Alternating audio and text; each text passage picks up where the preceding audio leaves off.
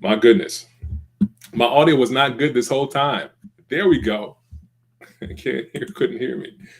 But guys, this is our tenets that we go by inside of our group here. We have intentionality, which is mindset mastery. We have financial mastery, which is also financial literacy. Then we have structures, which we call system mastery. What systems do you put in your business? And then we have actions. It all comes down to actions, guys. Execution mastery. So if you're in this group, you're looking to take your business to the next level, wherever you may be, we call this 10-figure business mastery because that's attainable for you. All right, as long as you consistently and reliably take the actions and have the right mindsets and have the right understanding inside your business, there is no limit to where you can take this thing. And I'm excited to be here with you today. Last week we talked about sole proprietors, and we've been talking about structures this whole year and systems this whole year. We've been in a conversation about that third pillar, but today we're going to talk about just the overall entrepreneurship journey. I'm excited to be here with Idris Talib today. I'm going to bring him on the line, all right, as we get started here. Okay, we're actually doing a little bit of a pivot from what we've been talking about over the last couple of months inside of our mastermind group here. But I'm going to bring Idris on. If you didn't know Idris has a great story, right? I'm going to bring him on. We're just going to have a real good conversation about entrepreneurship, this journey, and what it really takes to win in the game of entrepreneurship. All right. Idris, can you hear me, sir? Yes, hear you very well. How you doing? Excellent. Good to be with you, brother. Yeah, good to be here as well. I say brother because, some people have like second and third cousins.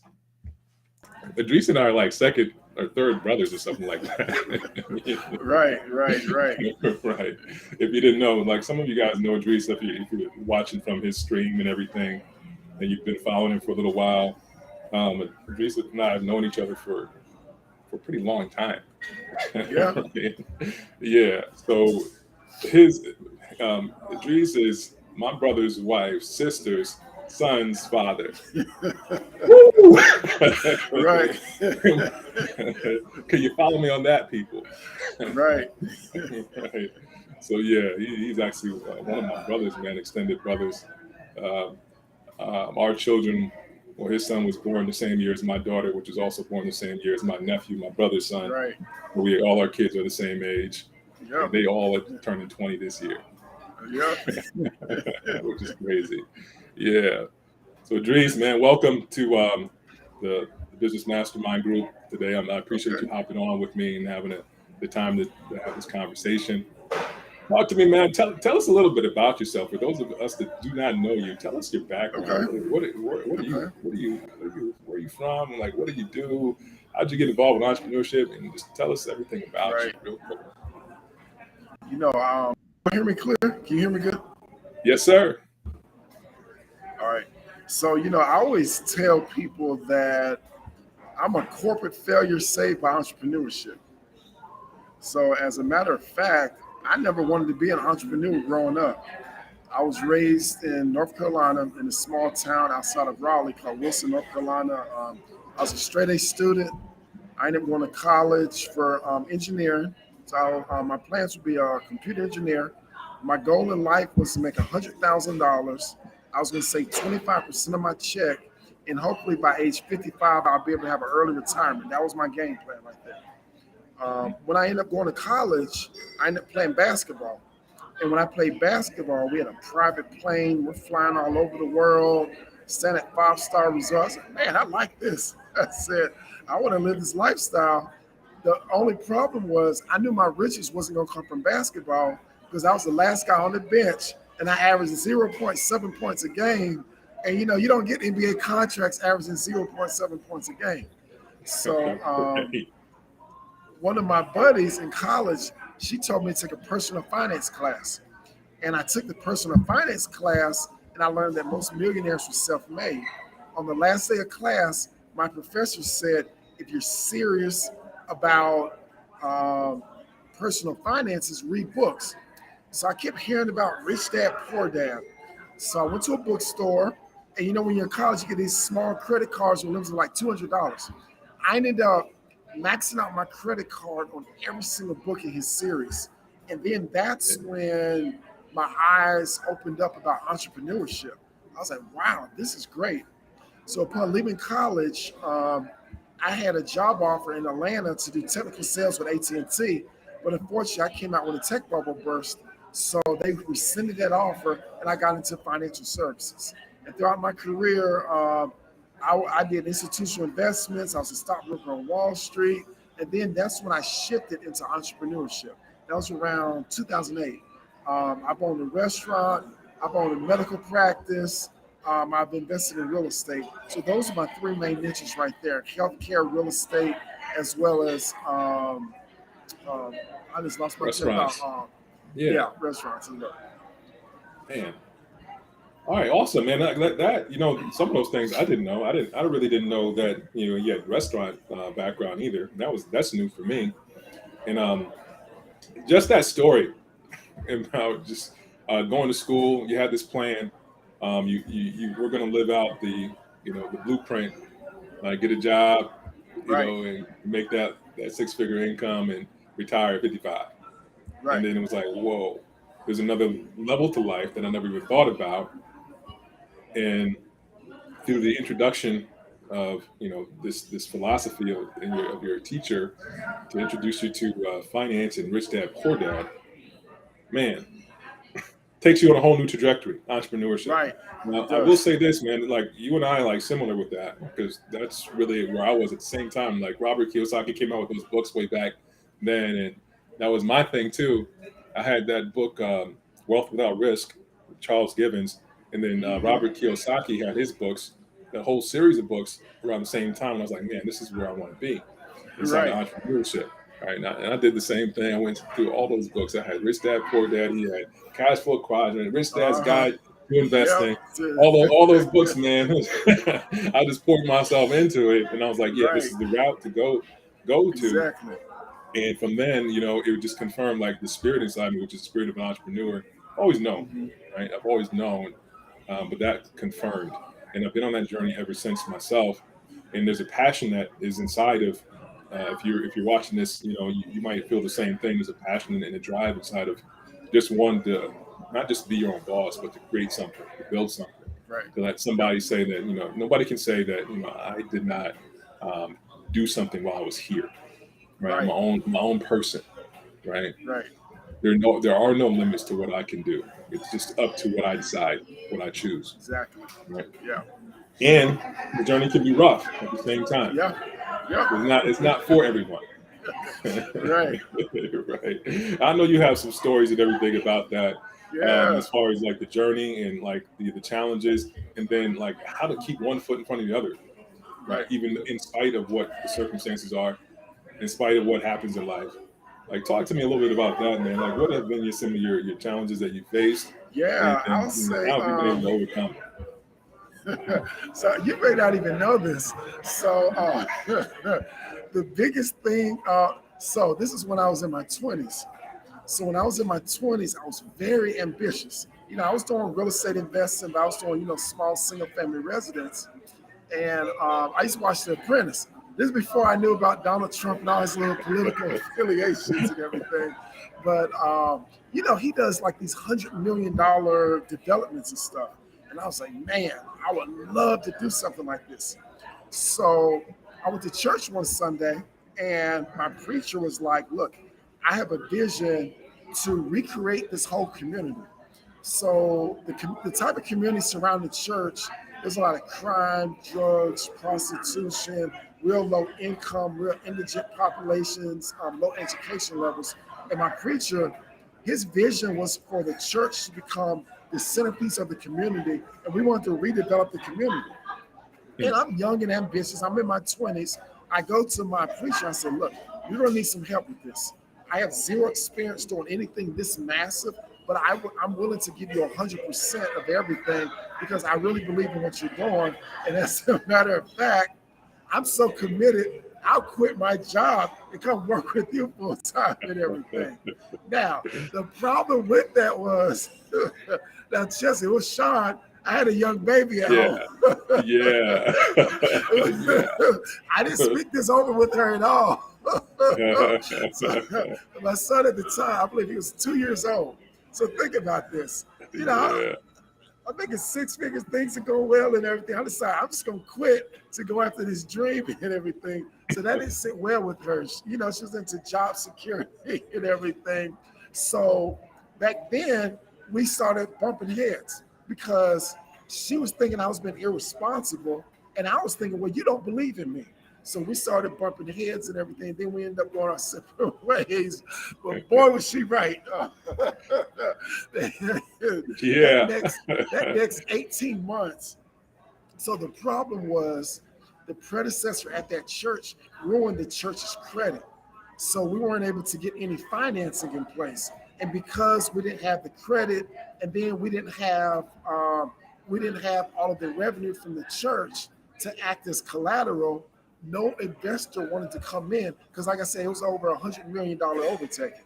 And with that, I had zero income whatsoever. I Wow. remember Yeah. I went to court. I got behind on child support, and they're like, "Do you realize people at Burger King make more money than you?" And that's when my eyes got open.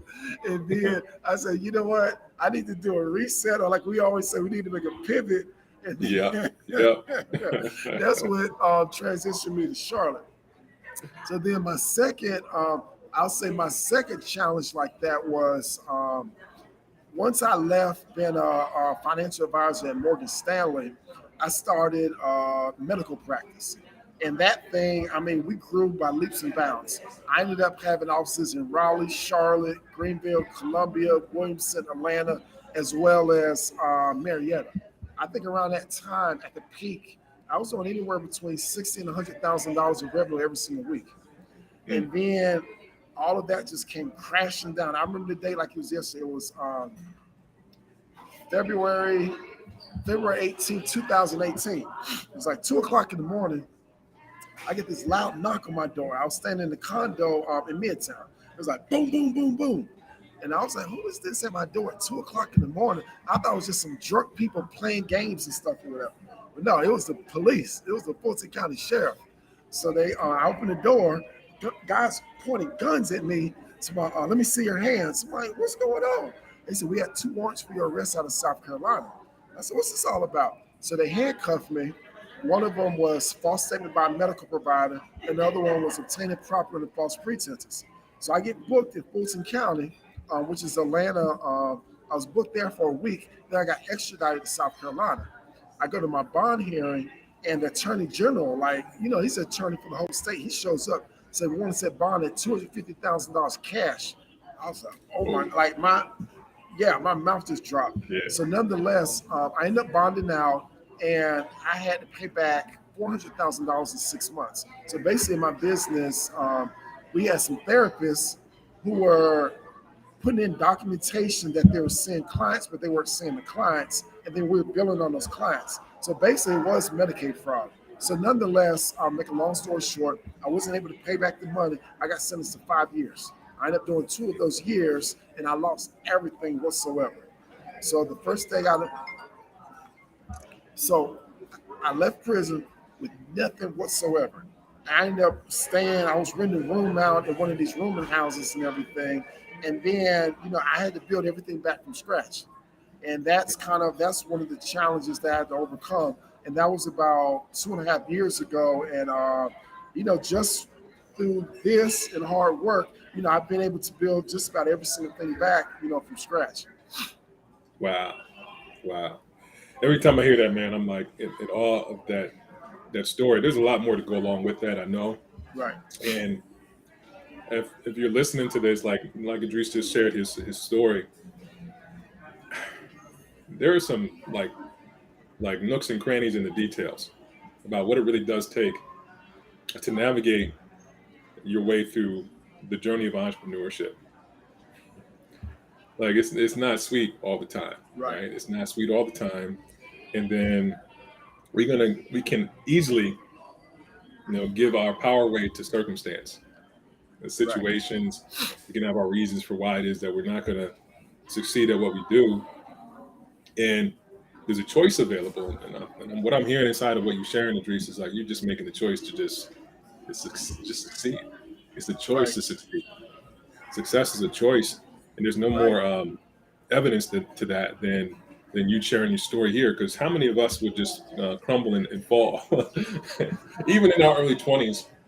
We say, "Hey, look, man, I was like that too, man. I was like, hey, I'm gonna make it happen." In 20s, I'm like, I Right. can do whatever, you know, make a decision.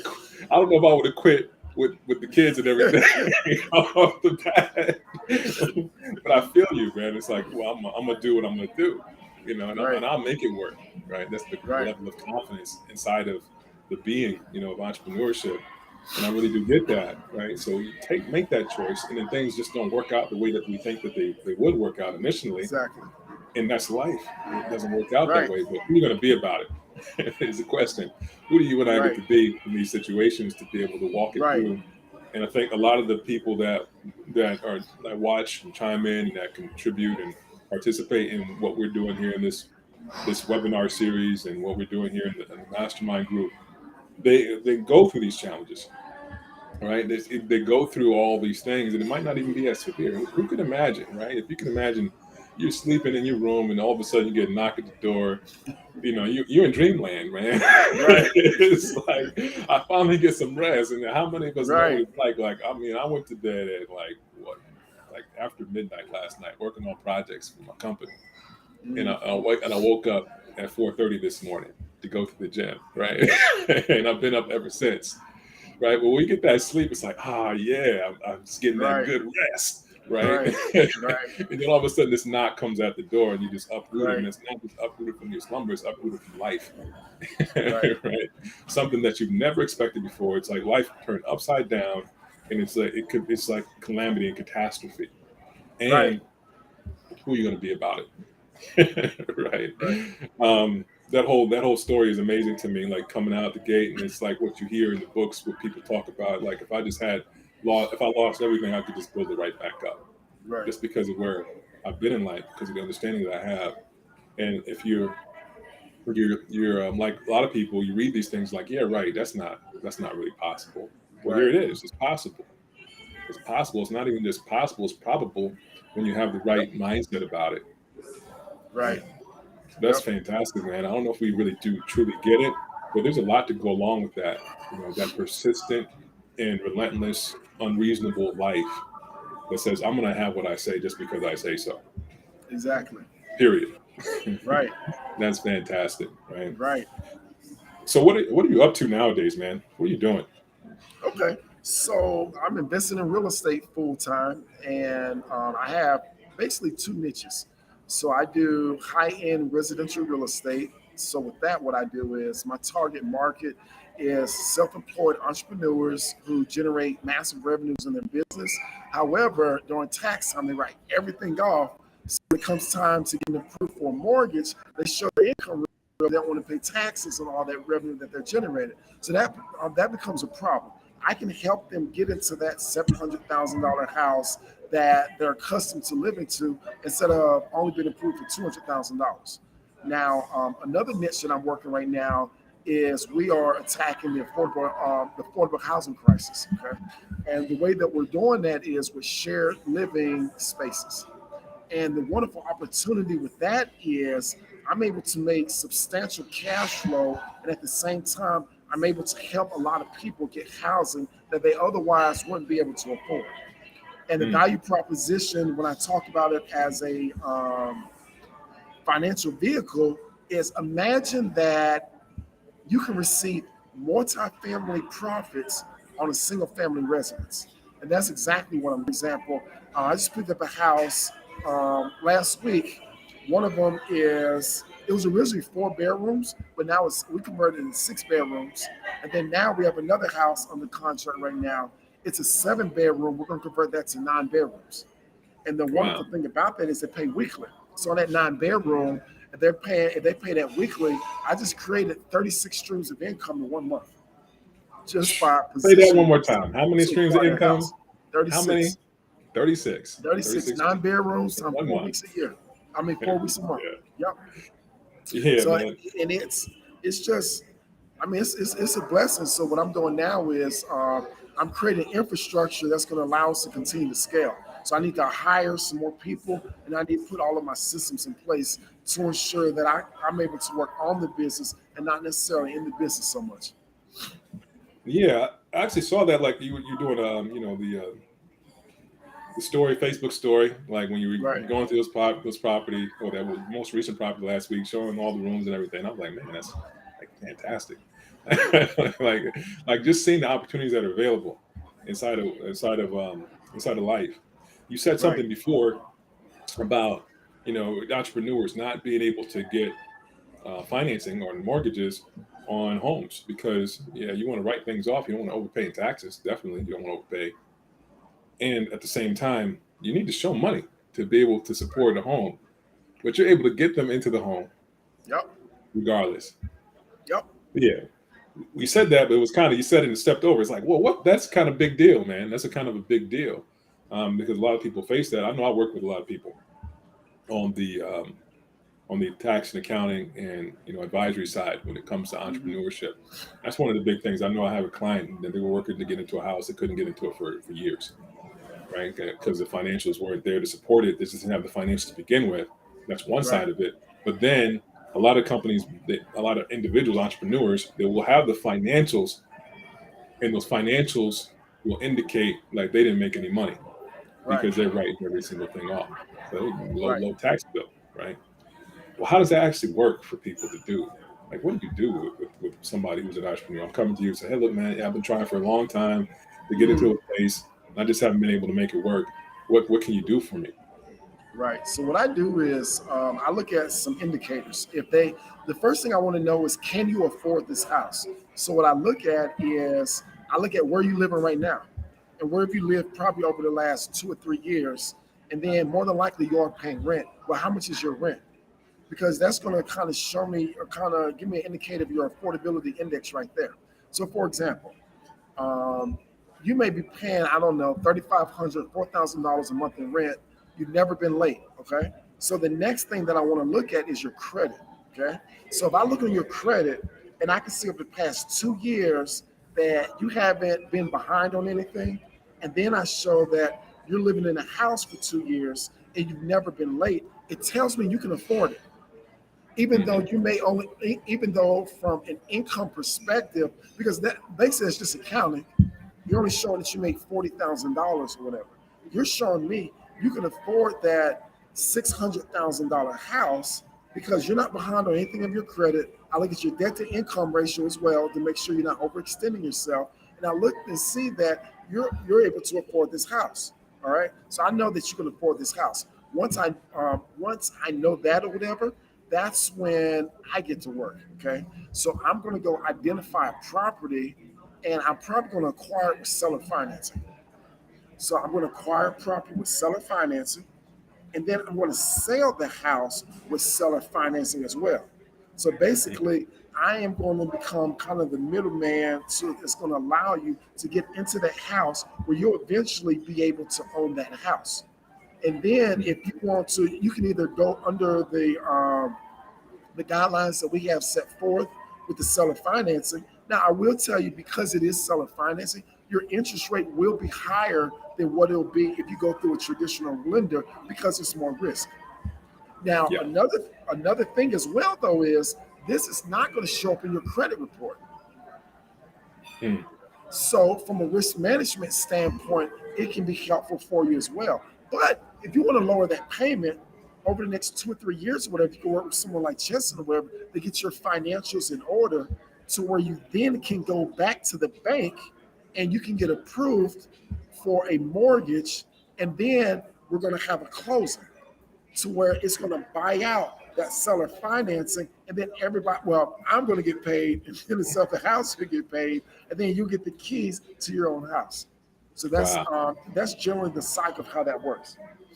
man, that's a lot going on there, man. It's a lot of great stuff, and what I'm hearing inside of that, it's like it's no different. Like this strategy is no different than what the financial institutions do anyway. You're Right. just bringing it down to the private level, like the Yep. individual level, and making an opportunity available where there would not be otherwise for people to get into the homes that they want, really the homes of their dreams that they want to. Right. Rather than perpetually renting, they have the prospect of home ownership now inside of that. Yep. Fantastic, man. Um, you know, so much to hear to talk about today, like with you. Like I know I can have a conversation with you all day long about these Right. things, you know. But there's so much inside of like creativity and being able to use just what's between your ears Right. to create something inside of business and inside of life. Right. And a lot of times we'll think that there's something outside of us that has to be right, like the stars have to align in order for me to Right. have the Yeah, it's the never gonna results be a that line. That's not gonna happen. right, Right. right. But there are things that we do like pattern lines or routines or like things that work if we just apply them. Like what would you say are like the top like 2 to 3 things in your life that you would like lean on when it comes to just making things happen in life for yourself? Okay. So I would say right now, so let's look at the landscape that we're in. We're in the information age. Everything is dominated by Google, and now we have implementation. There's really information at our fingertips. I would say is that it's not information that we're lacking, it's implementation that we're lacking. So Yeah, basically, implementation over information, because implementation is going to give you information instead of just reading something. By applying it, you're getting real life feedback loops of what works and what doesn't work. And when something is working, you continue on that path. And when something doesn't work, you just reset and you make minor modifications until it does work. And eventually, you're going to run out of stuff that doesn't work, and you're going to start to build trajectory. And it's going to take you to putting one foot in front of the or in front of the other to help you get towards your destination. And of course, as you're walking, you're going to slip, you're going to fall, but pick yourself back up, implement some more, take that feedback of what didn't work, and now you're able to have something that can become sustainable for yourself. yeah, yeah. What you're saying is profound because it is about really just stop all the whining and get down, get to work. Right, Stop all the whining and get to work. And when I say that, it means like, well, there's so much paralysis of analysis that we can't do because there's a lot of information out there. And it's not that; it's what you said was implementation, which is actually going out here and applying what you actually learn for yourself. right, And the feedback loop is life in and of itself. You get traction here in certain areas, but it's up to you and I to see that traction where we're getting the job done versus the areas where we're not, and then not taking life so personally, right? right, Because that can take us out.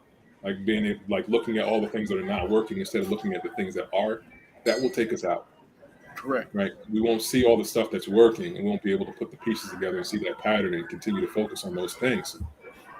A lot of the times we'll think that we'll take a hit. I know I lost a lot in 2008. I was doing the real estate thing too, heavily leveraged inside of that. Lost almost everything in 2008, right, and it did take me out for a while. Like a couple of years, it took me. I was like, man, I ain't doing this no more. right, I got mouths to feed and put my right, family at risk and everything.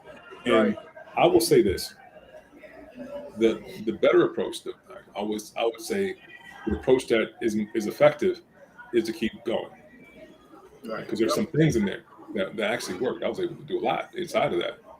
I was able to build accumulate a lot of assets, a lot of wealth and cash flow and all these things I was able to do, Mhm. right? And there's a philosophy to that. It just keeps on going in other areas, like how to flip things, Right, opportunities into more cash is what I'm hearing inside right, of what you're doing. Is just taking the right, opportunity and flipping it into more cash and understanding right, that, right? Um, I am in the accounting field, and I'm in this field. Originally I was in computer science, applied computer science. That's what I went to school for. right, I never did anything with that, man. I went right, out and started a business, started a cleaning service. First thing I did when I got out of school.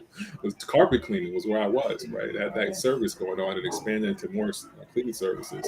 And then it was going good, but then I didn't understand an aspect of business, like the marketing side of it, didn't understand. So business dried up.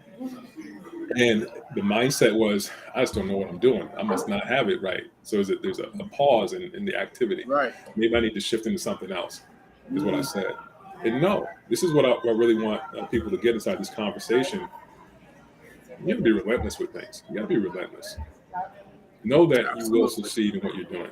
Know that you Right. want to make the fine-tuned adjustments in life Right. to make sure that you get out of life what you say. Exactly.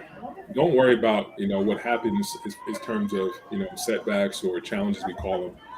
Focus on what's working and keep pushing it forward, keep moving it forward. Right, that is the only way to get to the next levels in business. Otherwise, you'll be succumb to all your reasons, right? Yep. Reasons of life. Yep. What would it be like to live an unreasonable life? Right. I like that. I like that. Right. Hold on. That's a soundbite. Y'all, I would write that down. Let me put that in my phone. An Yeah, that's unreasonable a life, good one. man. An Live an unreasonable being gets unreasonable results, right? Yes. Yeah, That's I what that love that is, one. right? So Yes. we can do that in life. And it may sound like conceptual while we're here talking about it, because I know people go through this stuff. It's like, no, but you don't understand, Cheston. You don't understand, Right. Idris. My situation is such and such. Like, yeah, I got it. Right. It's all about what you're going to do, who you're going to be, man. It's like, there's so many things that I go through from the application standpoint. People don't get it. Everything is about what Idris was just saying, implementation. Mhm. I have people that work in our staff and accounting, and a lot of times they don't see the big picture. They don't get the implementation. It takes somebody who understands like how these things are applied in real life, like boots on the ground, to really navigate and understand and see how to help move Right. things forward in your business, right? Right. But you have to come with that mindset for yourself each and every day. What's the big picture? What is it that I'm here for? Like we call that intentionality. Like, what am I here Mhm. for? Right. Right. And how does this apply to what I'm here for? And keep that focus. That is what it is, a Mhm. focus on Right. what I'm creating out here, and not be Right. distracted by everything else. Right. Yeah. That is fantastic. Like that implementation aspect of what you just said. And it Right. is that, man. It's just like, well, this works, that doesn't work. Let me do more of this. Right. Yep. Yep. Yeah. Yep. Yep. Yeah. No, yeah. I mean, And you keep hit it it on the simple. head.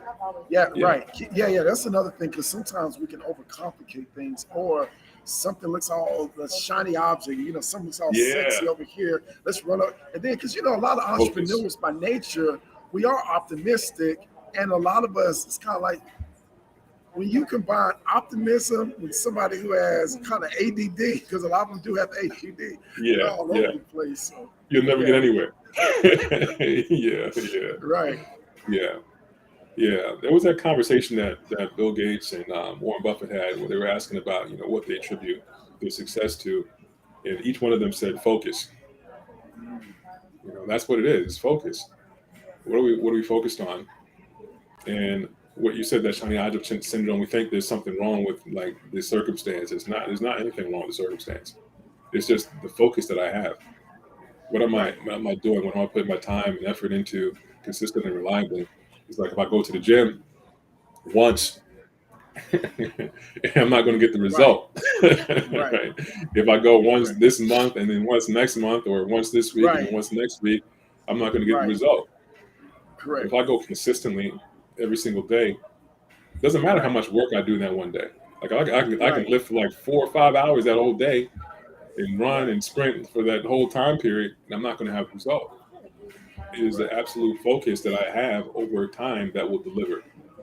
correct. Yep, Yeah, yep. that is what I Day in, get day from out. what you shared. Right. Fantastic.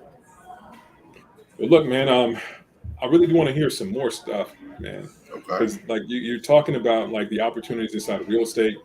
You're Mhm. talking about home ownership possibilities for entrepreneurs, which is a Right. big thing. Housing market is like uncertain for a lot of folks. They don't know Right. what's going on with the housing market. Right. Um, and interest rates are on the rise. And you just said Mhm. that you most likely, if you're going to go through owner financing, your interest rates are going to be even higher. Correct. Right? So these are things that people, when people hear them, like if you're listening, you hear them like, man, that doesn't sound like it's good or whatever. Right. This is Right. another thing about focus. Like, what are we actually looking to accomplish, and it doesn't work? Right. So talk to Right. us about that. Like, there's a win-win scenario in there for Right. people. Right. The biggest thing is you're having an opportunity to where you can actually own a house without necessarily having to qualify for it. And that's attractive for a lot of entrepreneurs.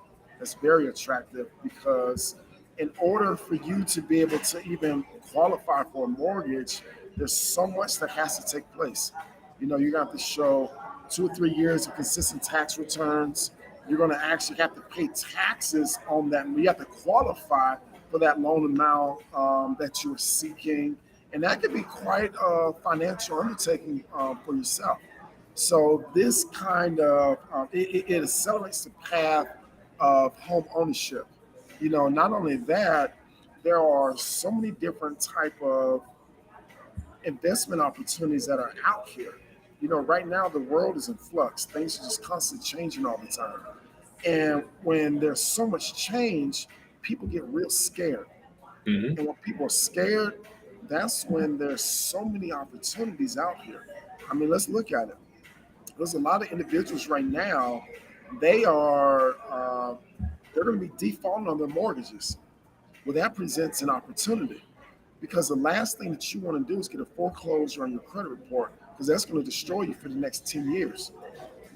So, as a real estate entrepreneur, I can actually come in. I can help these individuals not have to go through foreclosure. I Hmm. can help save their credit. And then I'm able to gain access to an asset that I personally don't need to qualify for.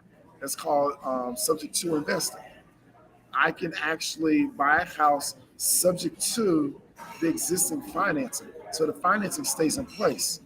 I just have to come to the table and bring that mortgage current. And as a matter of fact, as a real estate entrepreneur, I don't even need to use any of my money. There's other individuals who are looking to get into a house. Well, they're going to have to put money down. We use that money to bring that mortgage current. I'll get the deed, and then I will sell or finance that house out to these other individuals who are sick and tired of paying rent month in, month out, month in, month out. I'm in Atlanta, in a city like Atlanta, rent is going up exponentially. It's going up. I mean, it just keeps going up, up, up, up, up. And people they're just getting sick and tired of it. They're like, what am I getting for my rent going up every single month? Now, owning a house is not for everyone. It's not. If you're somewhere where you travel a lot, you don't know where you're going to be and everything, it may not make sense to own a home. But if you're in a place to where you want some stability, it may make sense because not only is rent going up, property values are going up as well. Yeah. So that's really what you want long term. You want to participate in some of that equity buildup in your house. I mean, I see houses right now. 3 or 4 years ago, these houses were like $100,000 to $200,000. Now these houses are $400,000 and $500,000. That's a substantial amount of appreciation these houses have experienced. And then by you being able to leverage that equity in that house, that can help spring roll some other things that you're looking to do, maybe into your business to help you grow and expand. So there's just so many different opportunities out here, especially on the real estate front, and even being an entrepreneur. Because one Hmm. thing I haven't told you since we last talked, one of the things I've done now is I partner with this individual, and what we're doing is we're doing some business consulting. So basically, we look for businesses that have experienced high growth, but they don't have infrastructure set up. And it's really three ways we help them. We help them with consulting, help them with marketing, and then also help them. If they need any type of office space or whatever, offering those solutions. And the best thing is, and this kind of goes down to one of the tenets I'm working on right now is, I don't know if you ever read a book. It's called Who Not How. So one of the things that I'm doing is instead of me being the subject matter expert helping people in everything, I don't need to be that anymore. I'm going to find individuals who are subject matter experts, and I'm going to utilize them to create the solutions for whatever it is that my clientele is looking for. And in return, I'm just project managing all of these subject matter experts to ensure quality is been implemented into these businesses and everything. And then we're all able to make money that way. Man, that is fantastic, man. Like what I'm hearing inside of your share with this, again, it's just the creativity, right? Right. If we don't like lean in on our creativity, this is your moneymaker. I have Right. I have a friend or somebody in a community with me, and they do an interior design business. They have an interior design business, right? Mhm. But it's like transformational interior design. It's like, well, people don't even realize how much their house and their environment is costing them. It's costing them millions of dollars. It's destroying their relationships. It's causing them to go into an early grave just because of just because of your environment that you live in, the way you've Right. designed it. Wow. Right, That's right. powerful. Yeah. So he comes in, he's able to help people improve their income, like up level their income, Mhm. have better relationships and have more vitality just by the way they design the house. Right. You can't put a Wow. price tag on that. That's Wow. creativity, right? That is. That's a value. I never thought about it like that, but that's so true. I never Yeah. thought about that way. Wow. Yeah. How much life is being sucked out of you daily just because of where you like your environment. Right. And Right. you don't even know about it. You just walk around feeling a certain way. Right. And you're in this fog and you never actually get the things out of life that you want. And Wow. this is the level of thinking like that we want to be on. Like what I'm hearing inside of you is the same thing. It's just like creating solutions for people. It's Right. being able to think creatively. Um, Now it's easy to get caught up inside of what's not working in life. This is like we're designed like human beings, like people. We're designed to actually look for what's not it, what's Right. wrong here, right? We're built to look for threats, and because of that, we don't necessarily see the opportunities all the time. We're not built for that Right. by nature. It takes something to develop, and it's possible. That is something that is uniquely human as well. Is our ability to actually see these opportunities, Mhm. able to program ourselves to recognize when things are solutions to problems and capitalize on these things. Right. And it's not necessarily always capitalizing on them. It's that we create so much value in the solution that we just command so much more. That That's is it. it. That's it. That is it. Right. Yeah. I'm That with is you it. 100% on that. That is it. So yeah, that's exactly where I'm hearing that you're at with that. Just the business consulting aspect and making sure that people like they're growing fast and they're looking to make sure they have sustainable growth. That's a big deal with what we do is to make sure Correct. that people have sustainable growth because people just want to grow and then they're not ready to fulfill it. It's all of a sudden all they work for is just at risk because they don't have the Right. sustainability inside the systems. We've been in that conversation in this group about structures and systems. That's Mhm. that's why. Because we want to have Mhm. sustainable growth. But what does it really look like to provide solutions, right? If you're listening to this conversation, what can you take for yourself inside of this? This is what I'm posing the question to the people that are watching. If you're watching the recording of it, like what is it that you could take for yourself from this conversation? All right. And Yeah. I would say the main things to take from this are number one, recognize where you're focused because this is really about mindset, right? Recognize like where you're focused. If you can acknowledge this, if we can actually be aware of where the attention is going, then we can start directing the attention to the things that will actually cause us to increase our value. Like off the bat, I don't see any place that you can drop Idris off in the middle of a desert or in the jungle, and all of a sudden, all the monkeys and all the all the animals, man, they done built an empire around what Idris has created. you know, Yeah. You got to figure it out. No, you're right. yeah, that's what's going to happen, right? And that's where we all want to be. Mhm. That's where we all want to be. We want to be that person in life. It doesn't matter what the circumstances are. We're talking about Right. unreasonable life, man. It doesn't matter the reasons. Right. So No, I love that. Well, I mean, we are going to start wrapping this up. And usually we get Okay. wrapped up around 10:45, just 10:47. It's been a great conversation to be in with you. And thank you for being on. I definitely want to get you back on at some point in time, just talk about some other Yes. things in life. All right. But yeah, guys, I appreciate you guys chiming in wherever you are. If you're watching the replay recording, just make sure you subscribe, like, share, comment, and see you next week. All right, guys, take care.